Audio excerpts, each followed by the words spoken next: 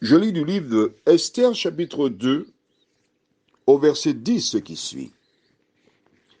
Esther ne fit connaître ni son peuple, ni sa naissance, car Mardochée lui avait défendu d'en parler.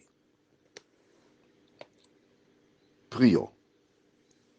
Notre Seigneur, notre Dieu, nous nous tenons en ta présence en ce soir afin de comprendre le sens de la vie, les conseils que tu nous donnes et ainsi remplir notre mission avantageusement. Que le Saint-Esprit nous éclaire et nous dirige dans toutes choses, nous t'en prions, au nom de Jésus et pour ta gloire éternelle. Amen. Voici Esther qui se trouve dans les appartements. Des personnes viennent de partout. Et je voudrais rappeler que des gens, de manière générale, sont obnubilés par la beauté physique de la femme. Et puisque le roi cherche une épouse, on a récupéré les plus belles femmes vierges, et pourtant, qui se trouvent dans toutes les contrées pour sélectionner la plus belle. Esther fait partie de la sélection. Mais Mardochée, je répète, qui est son cousin, mais plus âgé qu'elle, qu'il a récupéré à la mort de ses parents, lui a donné un ordre. Ne révèle pas tes origines.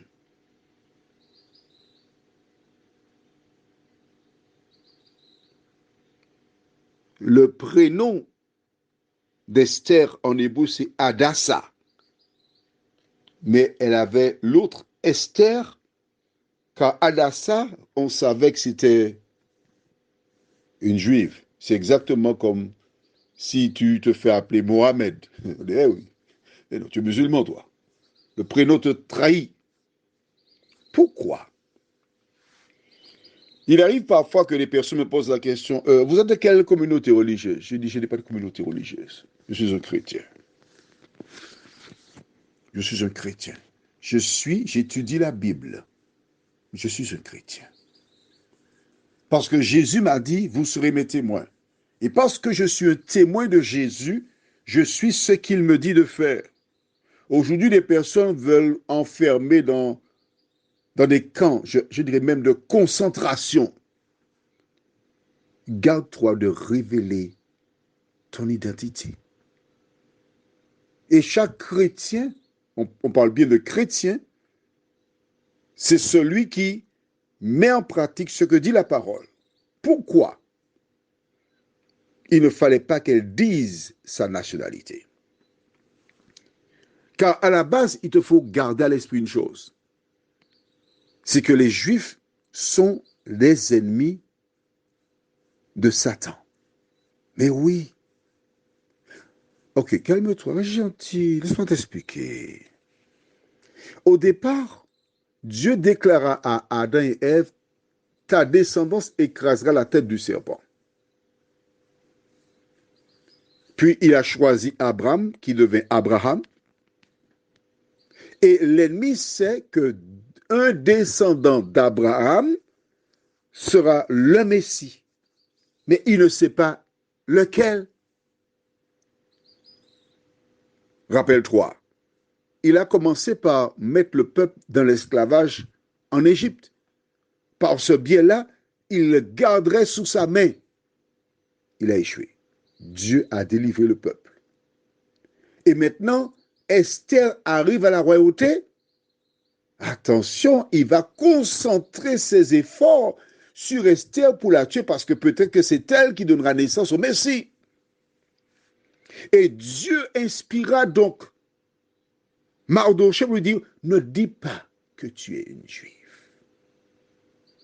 Et tu verras plus tard comment l'ennemi s'est organisé pour réaliser le projet toi aussi, tu n'as pas besoin de dire que tu es un chrétien, une chrétienne. Il te suffit de vivre l'évangile. Parce que Jésus t'a dit quoi? Qu'est-ce qu'il t'a dit? Que votre lumière brille devant les hommes afin qu'ils voient vos bonnes œuvres. C'est tout ce qu'il t'a demandé. Et c'est par leurs fruits que vous les reconnaîtrez. Alors, fais ce que Jésus t'a dit. Prions. Notre Seigneur et notre Dieu, nous te bénissons pour ta parole, qui nous rappelle que notre seule mission ne consiste pas à aller dire que nous sommes ceci, nous sommes cela, mais nous sommes appelés à vivre pleinement l'Évangile. Merci de nous diriger, de nous fortifier. Merci de nous conserver ta bonté. Merci de nous aider à vivre en bonne intelligence, nous t'en prions, au nom de Jésus et pour ta gloire éternelle. Amen. Je te souhaite une bonne nuit.